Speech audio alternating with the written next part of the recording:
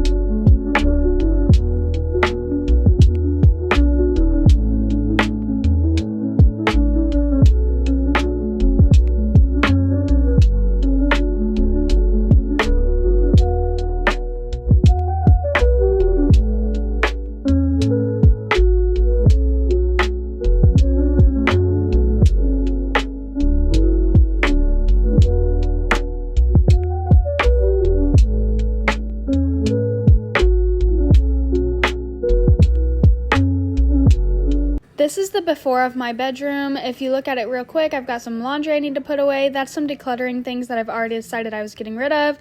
And just overall, just a few things to pick up. I've got a box right here that is supposed to be going to our daycare at our church. So I'm going to go ahead and take that to my car and just get some things done in our room. I've got some Halloween candy that I'm moving over, and I'm starting with this laundry. If anybody knows, they know. Like with 3 kids and 2 adults in the household, laundry it's an endless task. And folding it is my least favorite thing, I'm not even going to lie. So I'm just taking that time to just go through, get it done, and just get it over with.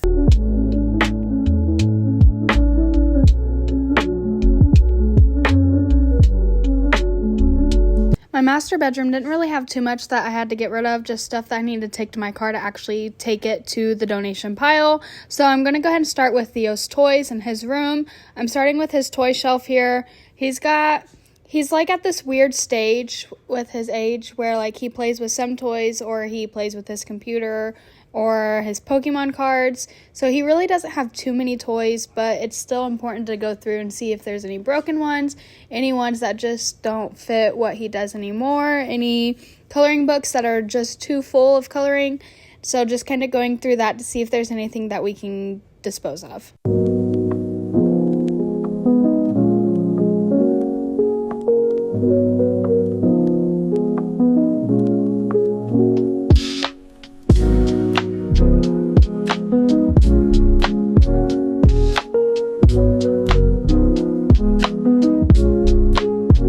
Look how cute this is. Theo made it in Sunday school. It's leaves of thankfulness, and it kind of just talks about things that he's thankful for. He had his house, he had pictures of his mom and dad, and one of the leaves even said everything. I thought that was just so cute. I'm just glad that the seed of thankfulness is being implanted into my children now, just because not everybody's got what they have, and it's so important for us to just thank God every day for what he gives us, all those little blessings.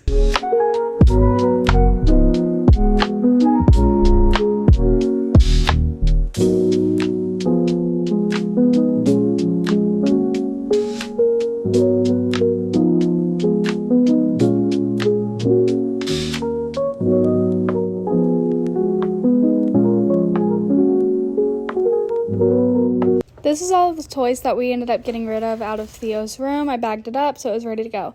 Now it's time to start working under Theo's bed. Honestly, I was surprised with how bad this actually wasn't. Like, it was very easy to clean. His bed, under his bed, was the cleanest in the whole house. Go, Theo.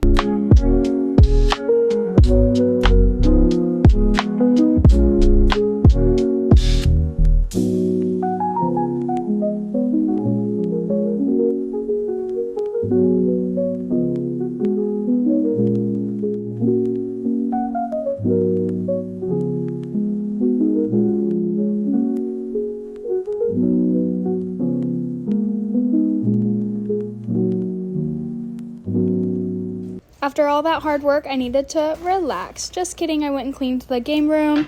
I didn't film that because it was such a small area, so I just kind of held up the bag. That's what we were getting rid of in there.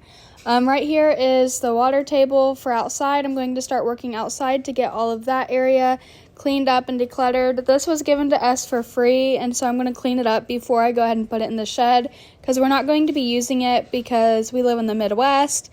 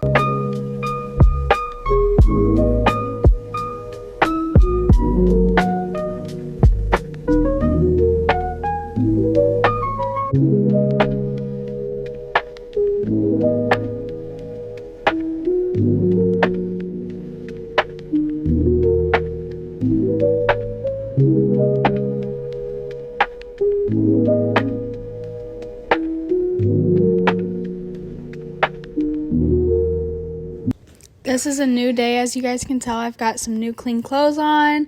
I was so tired after everything that I did yesterday that I just needed a break. So today I'm going to be tackling a few different things. I've got the shed and my kitchen as the biggest projects that we're doing, and then we're going to get a lot done here. It took me almost 2 hours just to do this shed. Isn't that crazy?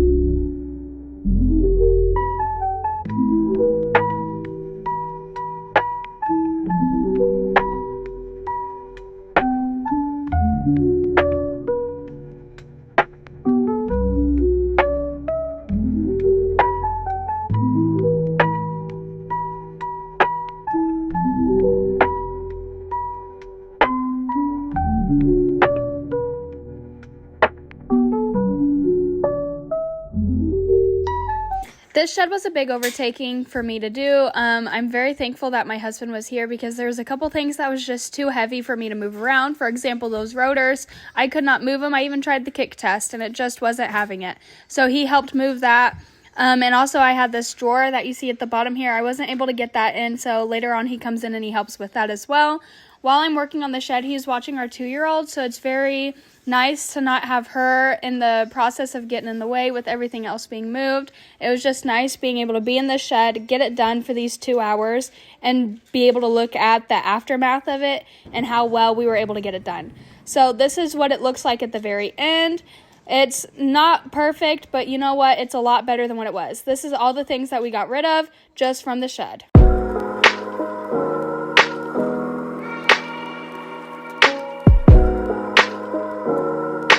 You just saw me do the project cabinet. I actually did a couple small projects to get some things done with that as well. Now I'm moving on to the kitchen. I'm first starting with our drawer for the market supplies. This has all of my canning items and all of my packaging items for the baked goods that we sell at our market booths. And so I'm going through that, kind of just sorting it and getting it better organized.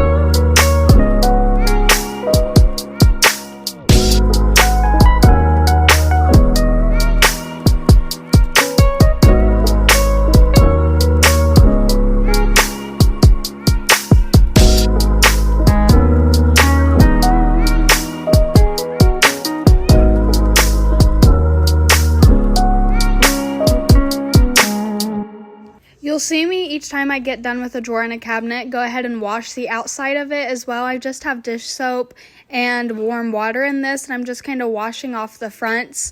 I'm also going to be touching up the paint on this the next day, just so I have my cabinets nice and fresh looking to the best that I can.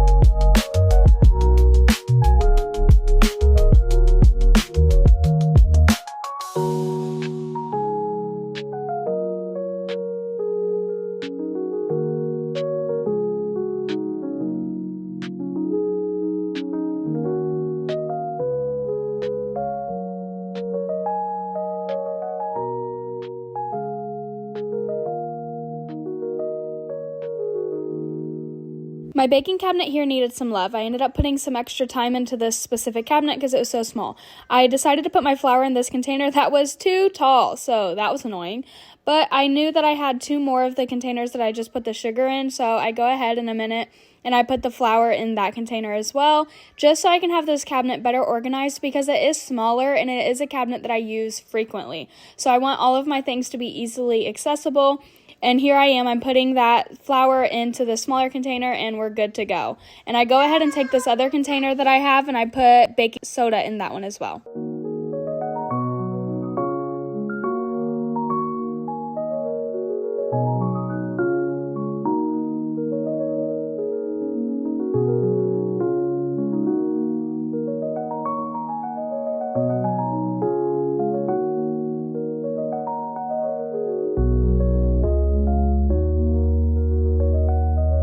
Time to fuel up and get ready for this cabinet over here. It is my spice cabinet and it's just right on the other side. As you can tell, it mirrors the look of the baking cabinet over there.